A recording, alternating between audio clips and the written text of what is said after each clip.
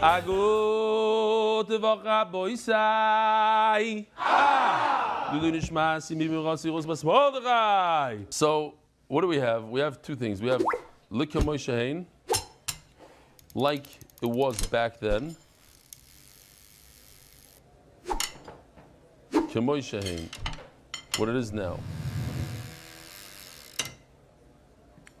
Okay, so that's just the shaila in general. When you have an item in front of you, do we look at it now? Right now, it's a kibetza, so it's makabel tuma, it's matama. Or no, yesterday or 5 hours ago, it was a half a beitza. No, it just got wet and it blew up. Do we view what it is right at this moment or what it was before? Kemoy shehein means kemoshehu, right now. Likemois, and the Bachas Ger is likemoy shehoyu, so it makes it easier. Likemoy shehoyu, like it was, it used to be. The lamed plus the hoyu, okay. So Rabbi Omar, fine. We're holding over here. Umina, 2 lines from the top of Nun Heyomana. Umina, Omar Rabbi Elazar Rabbi Yosi. So we saw yesterday, Rab is the one that says, what does Rab say? Kemoy shein. Kemoy shein, we go by what it is right now. And then we have a question from Rabbi Elazar Rabbi Yosi. Rabbi Elazar Rabbi Yosi, we had the story yesterday, the Gemara repeats it. Abba yenoitel eser gregoroy shebemaktsua al tishim shebekalkola. On Friday, we used these dates, but it's actually figs. I didn't have figs, I used dates. So over here we have, these are basically, they're all, we're going to pretend that this guy is a regular fig, okay? Just bear with me. This is a regular fig, even though it's not. It's more like a dried fig. But this is a regular fig. The guy's mom is dried up. You see? It's all, you see, this guy's half the size. It's shrunk. Shriveled. If you look closely, it's a shriveled something. Okay. So this is what it used to be, and this is what it is today, right now. So my father used to take 10 of these, 1 per 10. 10 of these for 100 of these. Now what's the problem? 10 of these are half the size of 100. Each one is half the size of a normal fig. So how could 10 of these work for Meiser on 100 of these, 90 of these? That's the question. So what's the answer? The answer is that we don't look at it now, oh yeah, it's shriveled up now. But yesterday or a week ago, before he put it in the sun, before he went through the whole process, this was the same size as this. So you're allowed to use shriveled up figs as meiser on the regular size figs. Why? Because we go likimois, shahayu, like they used to be, not what it is today. It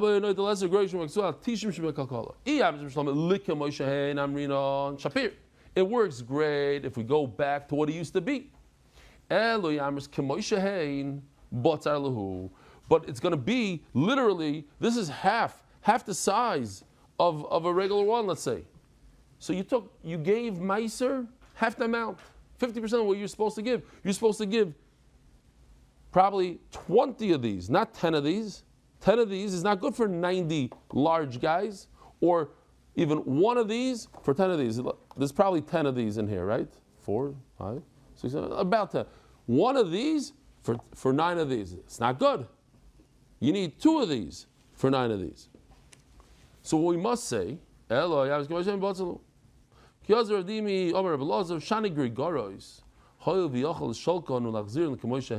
he says, all you need to do, it's not a big deal. You're looking at it as all shriveled up. It's not a big deal. Here, take a look. What you do is, you take the shriveled up figs, and you boil them. You put them in hot water. Since it's only missing one little thing, boom, they blow up to what they used to be. So in Mela, we could view this guy as a large guy. In Mela, you could take a meiser from him. It's not a problem. Okay? Torah Rabbana. Tarvin Teinim ala Grigoros. So now we're discussing whether or not you can take these shriveled up guys and use them as Trumas Meiser. Again, what's Trumas Meiser? Trumas Meiser. Truma is what you give the Kayan, like 1-2%. It could be anything. Typically, you give 2%. So you start off giving the Kayan. Then whatever you have left, let's say you have 100 apples, 100 grapes, you give 2 to the Kayan. Then you give 10% of whatever you have left, you give to the Levi. Just to make it easy, you say give 10 out of the 98. You give 10 to the Levi. We said it's a little bit of a problem to give it too much, but if it's Berech, it's also okay. Then the Levi takes from his 10 grapes, he gives 10% to the Kayan. That's called Trumas Meiser. He takes Truma off his Meiser that he already received. So that's what we're talking about right now, because otherwise it's going to be problematic, based on what we learned the other day. So Tarmim Te'enim ala Gregoros, B'mokim Shurigilim Lasois Te'enim Gregoros. In a place where it's a chachma to dry this out. If you take grapes and you leave them on your counter in the kitchen, what's going to happen? They're going to spoil. To make them into raisins, you have to know what you're doing. To make this into a dried fig, you have to know what you're doing. Not everybody knows how to do it. It's a process. So in a place that they take this nice juicy fig, which it's not, this is already... If it's in a place that eventually it's going to turn into this, they know how to do it, so you're allowed to take the large ones and use them as Trumas Meiser. The Levi is allowed to give 10% of large ones to the Kohen. We're not concerned that it's going to go bad. They know how to do it. They know how to take a nice juicy fig and make it into a dried fig. Because look, let me just explain before we even start the sugya. There's a mila to both. What's so good about this nice juicy fig? If I'm talking about giving it to the Kohen, it's gishmak, it's juicy. What's the mila? Everything has a mila. What's the mila of this? Long lasting. What's the chesaron in this? It's not juice, it's not gishmak. What's the chesaron in this? It's not long lasting. So each one has a mila and chesaron. So I can use this as meiser as long as I know how to, make it last. But this, you can't use these guys, these shriveled up ones, on good, nice, juicy figs. Why? What's the svar? Why not? If you're doing it by count, there's 2 ways to do it. I'm doing 1 for every 10. I can't do it because this one is a shriveled up guy. How's it going to work for 9 juicy ones? If I'm going to go by weight, that's something else. Weight, volume, okay, that's a little different. But we're talking about numbers now. 1 to 10, I can't do it. 1 to 9, no good. Too small. But like Gregoris, it's not going to work. Why? Because I'm giving two little mice. I'm giving half the amount. Omar, what do we just see? I'm allowed to use the nice juicy ones for meiser as long as somebody knows how to put it away and keep it for a long time. Now, why? If we think for a second, why do you need to put it away for a long time? I'm giving it to the kohen. No, but the kohen is going to eat it. I gave it to the kohen. The kohen is going to eat it. What's the teretz? The kohen went back to Manchester to do his truck thing. He's not here. You got to wait until he comes back, right? If it's a place that they don't know how to do this process, you're not allowed to do it. Why? Because it's going to spoil. Hey, chidami, as the Gemara, I understand. If there's a kohen to give it to, why do I have to be able to shrivel it up? Give it to him as is. Here's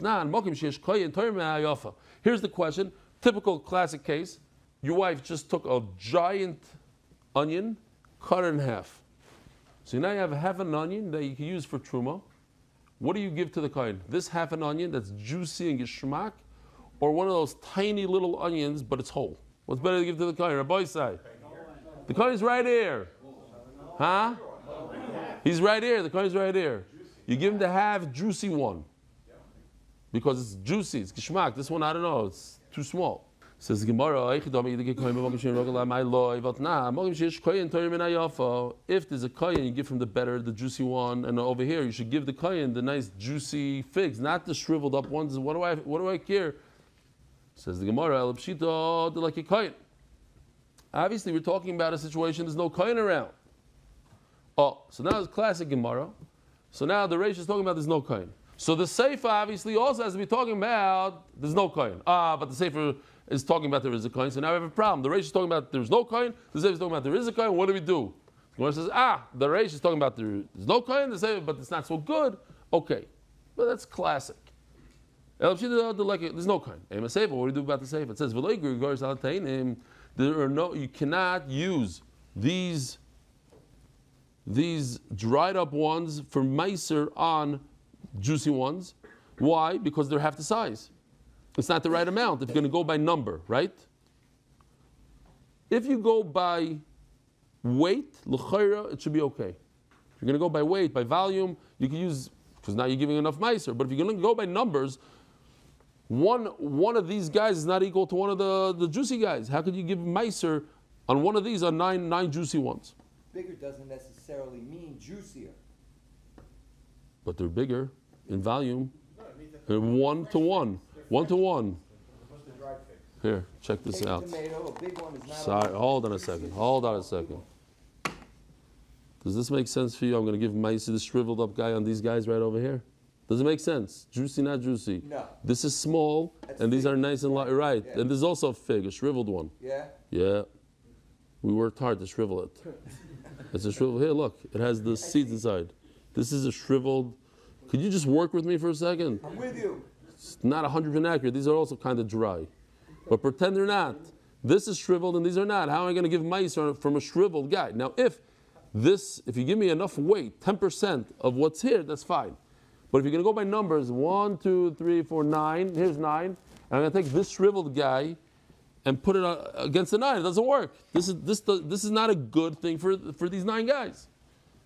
So you have to say that it does work. Why?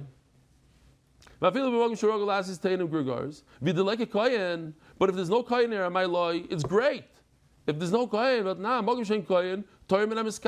it's better to take something that lasts long. These now, all of a sudden, the shriveled one has more value than these large ones, these juicy ones. Why? Because it's going to wait there and not get ruined until the kohen comes back. So the Sefer must be talking about there is a kohen. So you have a problem. You're going to tell me in one Mishnah 2 different cases? Yes, sometimes that's what we have to do. Omer Papa. Shma Mina. This is interesting because we only have this 2 times in Shas. The Rav Papa comes along and gives us his side. Because this idea, I said it's classic, we have this all the time, all over. This question, how could the ratio be like this, the Sefer like that? The Gemara says yes. But over here you see, it says Rav Papa, it's better, it's a tchak, I agree, because we like to put everything in the same case. But it's better to do 2 cases than 2 different Tanoim. Yisoid in Shas. We rather say that the Mishnah is talking about something we don't like to do usually, 2 different cases, than to say it's 2 different Tanoim. Says the Mishnah. Kol ha-menachos liloisha is b'poishrim. There's 3 halachas here. Every mincha, most menachos, you have to knead the dough. So that's halacha number 1. Halacha number 2 is b'poishrim. It has to be in warm water. You don't want to do it in hot. You don't want to do it in cold. Poishrim. You have to make sure that they don't become chametz. What do you do that they don't become chametz? It's not just watching it. You have to actually move it. It has to be in constant motion, constant kneading. And if you didn't, and you allowed it to become chametz, leaven, if the shirayim, what is shirayim? Shirayim means after you do kmitza, the kohen does kmitza, and whatever is left over is good for the kohen. Afterwards, you over b'lo sasa. Shenemar, it's interesting. The Mishnah is going to go back to before kmitza. Shenemar, kol ha-mincha shetakrivu l'Hashem lo yisi'os chametz. So now we have a source that before kmitza is done, asher takrivu, what you are going to put on the mizbeach, you have to make sure lo yisi'os chametz, you cannot make it chametz. V'chayev al ishasa v'al richosa v'al afiyasa. Every avodah, every stage of the process of making a mincha, if you're not careful that it should be chametz, you're over. You get malchus. You'll get malchus on kneading chametz, on braiding it, making it a nice shape, valafiyasa, and also on baking it. Benani mili. Omar ish lakish, Omar kra, leisav chametz chelkom. Now the Gemara says benani mili on after the kmitza, after the second part. Leisav chametz chelkom. What does that mean? I feel chelkom leisav. Even the part that goes to the kohen, the shirayim. How do you know there's a iser to make the shirayim chametz? That's from chelkom. Shas the Gemara, I'm a bar like the Sanya. This possibly so chametz chelkom comes with something completely different. So it's not available to tell me that if you make shirayim chametz, that you're over. The what? Loi seof chametz matamud loimer. Halik for nemar loi seosa chametz. We already know that you shouldn't make chametz. Why do you say loi seofa? So you have a general. What is this called? This is a klal. Loi seosa chametz is a klal. A general halacha. Make sure it doesn't become chametz. Then it says loi seofa chametz. One part of the process of the baking, you shouldn't make chametz. So why does the Torah talk about baking? It already says make sure it's not chametz. Maybe only chayiv on one malchus on all four actions. Lisha, what do we have? We have aricha.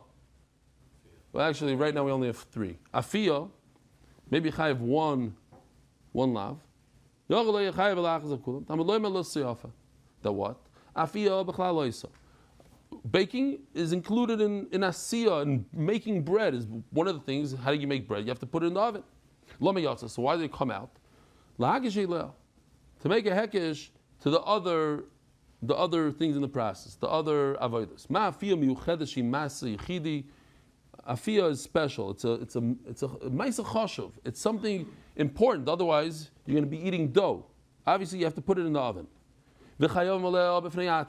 And you chayiv malchus just for putting it in the oven as chametz. So any maisa, there are maisa that are not so important. Let's say putting the sesame seeds on top of it. I don't know what. What does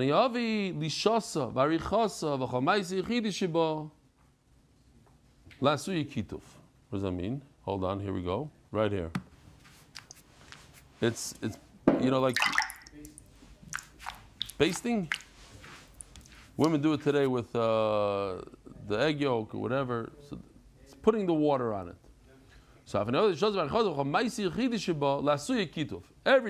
any choshev ma'isa. What did we miss?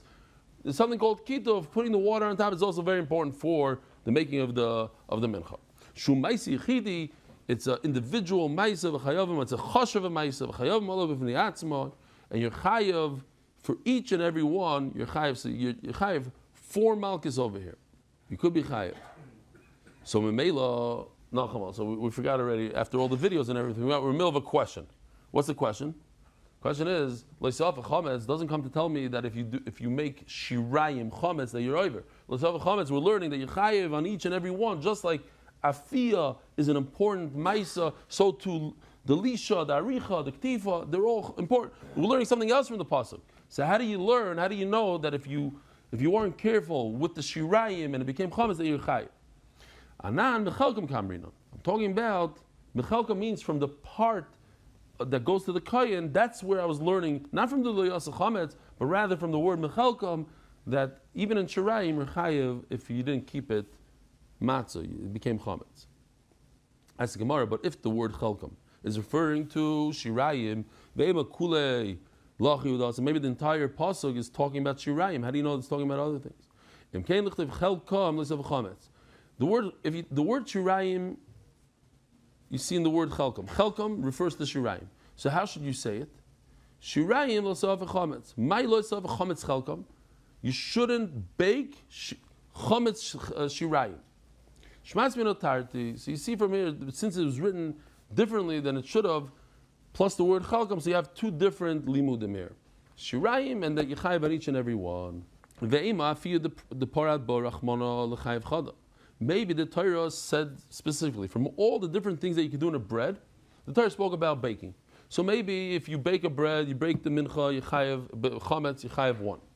Inoch, if you do all three, l'chayev chodal kulu. If you do the lisha, the aricha, the ktifa, you should be chayev one additional one. So how many of you chayev total? If a guy did all four, how many you chayev?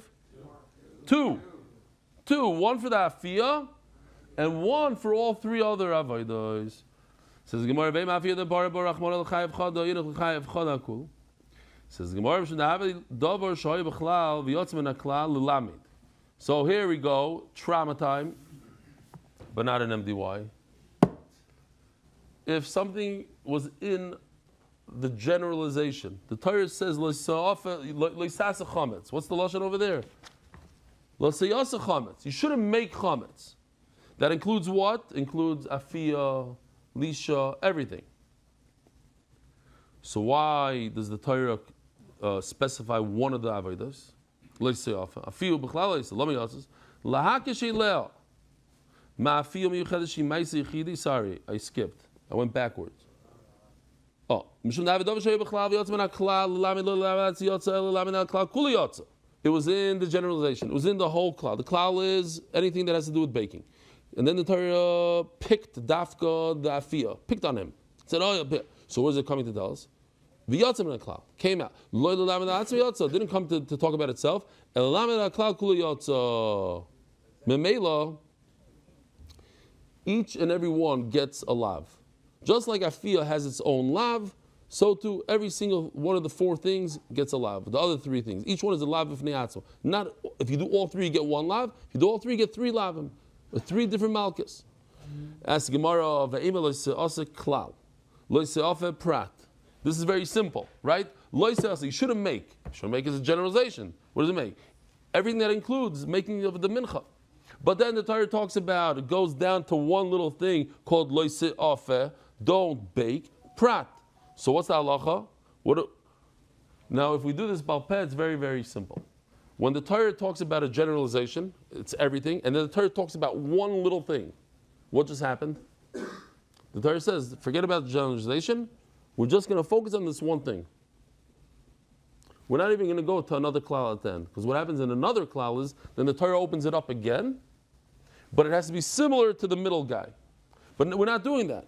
There's a klal and then a prat. Think about it, it's very important now. Yeah? The Torah generalizes, and then the Torah says, no, only this. So it's only this. What if the Torah did the opposite? The Torah says only this, and then the Torah says, and then everything. So what happens? No, it's everything. Not even like that. Everything. So as the Gemara Ve'ima, loisase klal. But this loise ase, don't make, includes all four avodas. Lisha, aricha, ktifa, and afiyah. It's a klal, it's a generalization.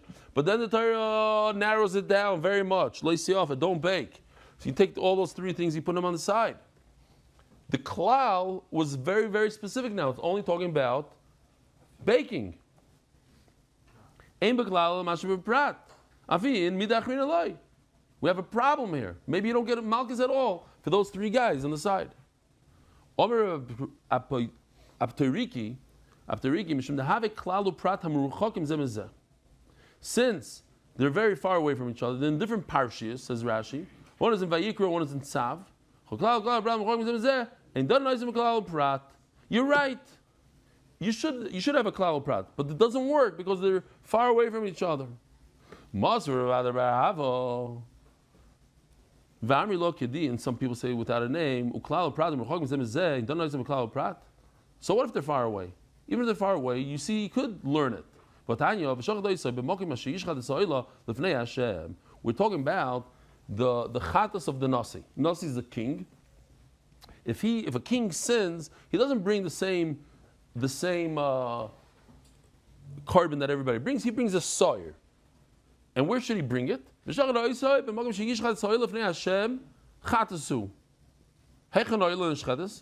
a noila. Where do we shech the noila? We all know. Kachi kachi. Where do we shech the kachi kachi? Rabbi say in Safan. What's Safan? Here. Like this side of the Mizbeach. Safan. Abzeh betzafan. So too the Nasi. V'chionu l'meidim. V'chionu mekan l'meidim. V'lo yikfar nemar b'mokam eshet t'shochet ha'oilo t'shochet ha'chatos. the place where you shecht the oila, you shecht all chatas. Holamaz yatza. Why did the king's chatas? Why is it different? Lekavai.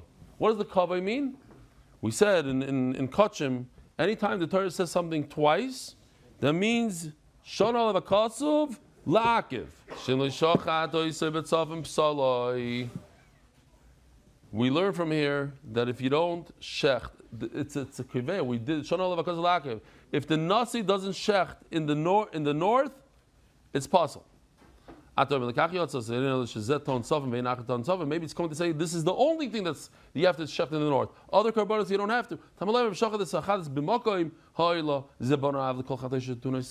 This teaches us, you learn from here that every single carbon, as we learned in Zvachim, not everyone, but that you have to shecht in the north.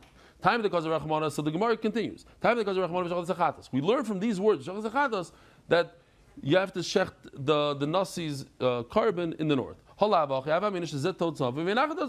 think Dafka the kings, but no other carbon. My time because we have a klal prat here. Even